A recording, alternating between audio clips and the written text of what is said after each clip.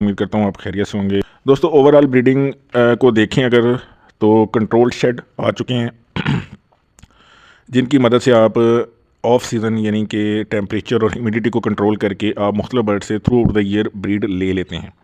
लेकिन अगर नेचुरल और विदाउट कंट्रोल शेड देखा जाए तो जो नेचुरल ब्रीडिंग सीज़न होता है किसी भी बर्ड का वो वही होता है जो आउटर टेम्परेचर और ह्यूमिडिटी को सामने रखते हुए अगर बर्ड ब्रीड करता है तो उसको हम नेचुरल ब्रीडिंग सीज़न बोलते हैं। जबकि फिंच जो है ये गर्मियों में अच्छी ब्रीड करता है। गर्मियों से मुराद है कि स्प्रिंग के आगाज़ से ही ब्रीडिंग स्टार्ट कर देता है और सितंबर के एंड तक या मिड तक अच्छी ब्रीड करता है, नेचुरल ब्रीड करता है। फिंच के बारे में दोस्तों आज की वीडियो में इंशाल्लाह बात करेंगे कि इससे ब्रीडिंग लेने के लिए आपको क्या लवाजमात चाहिए होंगे, कितनी एज का बर्ड लेना पड़ेगा, एग्स की रेशो, चिक्स की रेशो क्या होगी, हैचिंग पीरियड क्या होता है, कॉलोनी बर्ड है या केज बर्ड है, मटकी बेहतर रहेगी या बॉक्स बेहतर रहेगा, इसको मिक्स सीड में क्या देना है आपने, सॉफ्ट फूड में क्या देना है। इन सारी चीज़ों यानी कि ओवरऑल फिंच की ब्रीडिंग और इनकी जो मोटेशंस हैं उसके ऊपर आज की वीडियो में इंशाल्लाह बात करेंगे। तो चले दोस्तों वीडियो प्रॉपरली स्टार्ट करते हैं। दोस्तों इसमें ज़ेब्रा फिंच, बेंगलीज, स्ट्रॉबेरी ये ऐसी ब्रीड है या ऐसी मोटेशन है या ऐसी किस्म है फिंच की जो लो कास्ट में कंसिडर होती है। उसके बाद दोस्तों ओल Finch, parrot Finch, cut throat Finch, Gouldian, lutino Gouldian, common Gouldian ये ऐसी मोटेशन है जो हाई कास्ट में या थोड़ी सी अच्छी कीमत में मार्केट में सेल भी होती हैं और परचेज़ भी होती हैं। ये कुछ मोटेशन थी जिनके ऊपर वर्किंग हो रही है, पाकिस्तान में अच्छी ब्रीडिंग हो रही है। बहुत से दोस्तों ने बड़े आलीशान और बड़े बेहतरीन सेटअप्स लॉन्च किए हुए हैं। अब हम बात करते हैं दोस्तों इनका ब्रीडिंग सीज़न। जैसे वीडियो के शुरू में आपको बताया कि ब्रीडिंग सीज़न इनका स्टार्ट होने वाला है मार्च से लेके सितंबर के मिड तक अच्छी ब्रीड करती हैं। ब्रीडिंग एज की अगर बात करें तो फिंच का जो एक बर्ड है फिंच का या पेयर है वो तकरीबन 7 से 8 माह में ब्रीडिंग स्टार्ट कर देता है। 5 से 6 माह में ये अडल्ट हो जाते हैं, पेयर अप करना शुरू कर देते हैं और अच्छी ब्रीडिंग जो है तकरीबन 8 माह में ये मैच्योर ब्रीडिंग स्टार्ट कर देते हैं। दोस्तों अगर चिक्स की बात करें यानी कि एक जो पेयर है ज़ेब्रा फिंच का या किसी भी फिंच मोटेशन का, तो उसके जो एवरेज एग्स हैं 7 से 8 एग्स होते हैं और अगर मतलब एक्सेप्शनल केसेस में 8 या 9 एग्स भी दे देता है एक पेयर। लेकिन एवरेज में बात करें तो 5 से 6 चिक्स आपको तकरीबन एक नॉर्मल पेयर दे देता है फिंच का। हैचिंग टाइम दोस्तों 15 से 16 दिन में एग्स को हैच कर लेता है ये बर्ड और उसमें से चिक्स निकलना शुरू हो जाते हैं एग्स में से।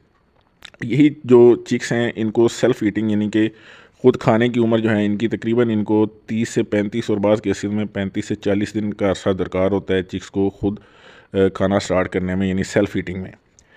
दोस्तों अब उसके बाद हम बात करते हैं कि जी आपने इनकी कॉलोनी बेहतर है या आपको फिंच केज टू केज यानी पेयर टू पेयर लगाना बेहतर है। इसमें दोस्तों अगर तो आप कॉलोनी में जाते हैं, बेसिकली फिंच जो है कॉलोनी बर्ड है, कॉलोनी में अच्छी प्रोग्रेस करता है। उसकी कुछ वजूहत हैं, एक तो इनमें बजीज़ की तरह लड़ाई का अंसर कम है। लड़ाई होती है इनमें, फ़ीमेल्स अक्सर मटकियों पे या बॉक्सेस पे लड़ती हुई पाई गई हैं, लेकिन जिस तरह रेशो बजीज़ की है फ़ाइटिंग की उस हिसाब से फिंचज़ की बहुत कम है रेशो लड़ाई की। दूसरा सोशल परिंदा है यानी कि इनके जो चिक्स हैं उसमें डजेंट मैटर एक जो चिक है उसको दूसरी फ़ीमेल यानी कि किसी और केज की या किसी और शेड की या दूसरे लफ्ज़ों में हम कहेंगे किसी और नेस्ट का जो चिक है वो कोई भी फ़ीमेल उसको फ़ीड करवा देती है। इस लिहाज से देखा जाए तो कॉलोनी में इसीलिए प्रोग्रेस ज़्यादा होती है कि चिक्स की जो मोर्टेलिटी है वो कम होती है, उस वजह से आपको प्रोटेक्शन अच्छी मिल जाती है। जबकि केज टू केज या पेयर टू पेयर लगाते हैं तो उसमें अक्सर जो है मोर्टेलिटी रेशो चिक्स की ज़्यादा होती है। उसकी वजह ये होती है कि जो फीमेल हैं वो प्रॉपर्ली चिक्स को फीड नहीं करवा पाती, यानी कि अगर 7 से 8 चिक्स निकल आए हैं तो उसमें से 5 या 4 या 6 चिक्स सर्वाइव कर पाते हैं, जबकि 2 चिक्स जो हैं वो एक्सपायर हो जाते हैं। जबकि कॉलोनी के उसी पेयर को अगर आप कॉलोनी में रिलीज़ करते हैं तो वही 6 से 7 चिक्स वो ईज़िली पाल लेता है। उसकी वजह मैंने आपको वीडियो के स्टार्ट में बता दी। अगर आप केज टू केज लगाना चाह रहे हैं यानी कि महंगी मोटेशंस हैं और आप उनको पूरी कॉलोनी में पेयर्स नहीं छोड़ सकते दूसरी मोटेशंस के साथ, तो अगर केज टू केज लगाएंगे तो फिर आपने फिंच के एक पेयर को कम से कम 1.5 बाई 1.5 का केज देना है। यानी एक केज का जो साइज़ 1.5 बाई 1.5 होगा उसमें आप एक जोड़ा फिंच का ब्रीडिंग पर्पसेस के हवाले से रख सकते हैं। उससे कम आप स्पेस ना दें तो बेहतर है, ज़्यादा अगर देंगे तो it's depends on your budget. Cage size के बाद दोस्तों अगर मिक्स सीड की बात करें तो मिक्स सीड में छोटा बर्ड है, साइज़ छोटा है, तो इसका जो छोटा दाना है वो ज़्यादा यूटिलाइजेशन है, जिसमें लाल कंगनी, देसी कंगनी, बारीक बाजरे को भी आप ऐड कर सकते हैं, कनेरी सीड, ये ऐसी इनकी मिक्स सीड है जो बड़े शौक से और बड़े लॉन्ग टर्म्स में ये यूटिलाइज़ कर सकते हैं और इतनी मिक्स सीड पे ये अच्छी ब्रीड आपको प्रोवाइड कर सकते हैं फिंच की कोई भी मोटेशन हो। सॉफ्ट फूड की बात करें तो दोस्तों सॉफ्ट फूड में एग ब्रेड, पालक, लूसन, मेथी, धनिया, पुदीना, यानी ग्रीन लीव्स की जितनी फूड्स है वो सारी यूटिलाइज़ कर लेती हैं फिंचीज़। एग ब्रेड को बड़े शौक से खा लेती हैं। तो ये ऐसी इनकी सॉफ्ट फूड की रिक्वायरमेंट्स हैं जो आपने पूरी करनी होती हैं, ख़ासकर जब ब्रीडिंग सीज़न चल रहा हो।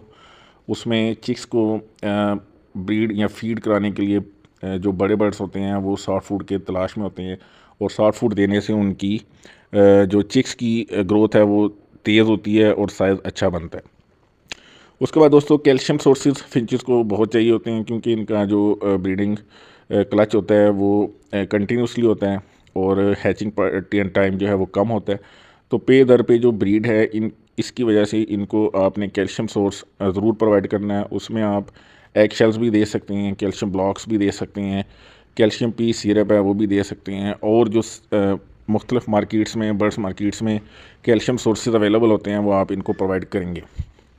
नेस्टिंग करता है, मटकी या बॉक्स में से आप जो सूट करता है आपको वो दें, दोनों में अच्छी ब्रीड करते हैं। अगर आपके पास महंगी मोटेशंस हैं और आप फोस्टरिंग करना चाह रहे हैं तो फिर आपको बॉक्सेस रिकमेंड किए जाते हैं ताकि बॉक्स में से आप एग्स को चेक इजीली कर सकते हैं, दूसरे बॉक्सेस में शिफ्ट करना इजी होता है, जबकि मटकियों में थोड़ा सा ये काम ज़रा मुश्किल होता है। उसमें लो कास्ट जो मोटेशंस हैं जिसमें ज़ेबरा, बेंगलीज, उनके लिए आप मटकियाँ भी यूटिलाइज़ कर सकते हैं। नेस्टिंग मटेरियल आपने प्रोवाइड करना होता है फिंचेस को और अच्छी मकदार में प्रोवाइड करना होता है क्योंकि इन्होंने नेस्टिंग किए बगैर एग्स ले नहीं करने होते और अगर आप नेस्टिंग कम दे रहे हैं तो ये एक दूसरे बर्ड्स की प्लकिंग स्टार्ट कर देते हैं जिसकी वजह से बर्ड्स जो हैं वो काफ़ी डैमेज हो जाते हैं। दोस्तों अगर इनकी हम मार्केट वैल्यूज़ को सामने रखें तो उसमें फिंच एक बेहतरीन बढ़ रहा है 2022 तक। 2023 में थोड़ा सा इसको डाउनफॉल आया है, उसकी वजूहत आपसे शेयर की थी वीडियो के स्टार्ट में। महंगाई का अंसर, पेट्रोल की कीमतें, दाना महंगा होना, ये ऐसी चीज़ें हैं जिन्होंने फिंच का रेट काफ़ी डाउन कर दिया है। अदरवाइज़ प्रोडक्शन के हवाले से और आपके जो फिंच पे अखराजात हैं उनके हवाले से फिंच एक बेहतरीन बर्ड है। पाकिस्तान में हर शहर में इसकी मार्केट सर्कुलेशन बहुत तेज़ है। अब जो ब्रीडिंग सीज़न स्टार्ट हो रहा है इसमें आपको फिंच के जो रिज़ल्ट्स हैं, मार्केट वैल्यूज़ वो सामने आएंगी क्योंकि 2022 तक बेहतरीन मार्केट बनाई है फिंचज़ ने। लेकिन ये जो सिनेरियो चल रहा है इस टाइम पे मुल्क में, उसमें फिंच का क्या मुस्तकबिल होगा ये आने वाले कुछ मंथ्स में इंशाल्लाह क्लियर हो जाएगा। ओवरऑल जो फिंच की मार्केट है वो माशाल्लाह पॉजिटिव है और आने वाले टाइम में भी थोड़ा बहुत इसको डाउनफॉल आया है लेकिन इंशाल्लाह ये दोबारा रिकवरी की तरफ आएगा। तो ये दोस्तों ओवरऑल फिंच की आपके सामने ब्रीडिंग गाइड या इसको आप कह लें कि फिंच गाइड आपके सामने रखी है। इसमें जो न्यू फैंसियर हैं, जो नए बर्ड्स की तरफ आना चाह रहे हैं और वो अभी कंफ्यूज हैं कि हम किन बर्ड्स से स्टार्ट करें, तो दोस्तों उसमें सबसे पहले तो आपकी अपनी जो पसंद होती है वो मैटर करती है क्योंकि अगर आप एक काम शौक़ से करेंगे तो उसमें आपको रिज़ल्ट्स भी पॉजिटिव आएंगे। और अगर वो मार्केट को सामने रखते हुए बिज़नेस पॉइंट ऑफ व्यू से या थोड़ा सा इकोनॉमिकली अपने आप को स्टेबल करने के लिए बर्ड्स की फील्ड में आ रहे हैं तो उसमें उनको फिंचेस भी एक ऑप्शन है जिसको वो रख सकते हैं। इनको ब्रीड ले सकते हैं क्योंकि इनका थोड़ी सी केयर सर्दियों में ज़्यादा करनी पड़ती है लेकिन गर्मियों में आपने जस्ट अपने जो फिंचेस का सेटअप है उसको एरी रखना है, यानी हवा क्रॉस होती हो, हल्की धूप सुबह की और या शाम की ढलती हुई धूप आपके सेटअप में अगर आती है तो फिंच आपको विद इन मंथ्स यानी महीनों के अंदर आपको आउटपुट देने की अहलियत रखता है, सलाहियत रखता है। तो ये दोस्तों वीडियो थी आज की, उम्मीद है आपको पसंद आई होगी। नेक्स्ट वीडियो में इंशाल्लाह मिलेंगे, तब तक अपना ख्याल रखिएगा। अल्लाह हाफ़िज़।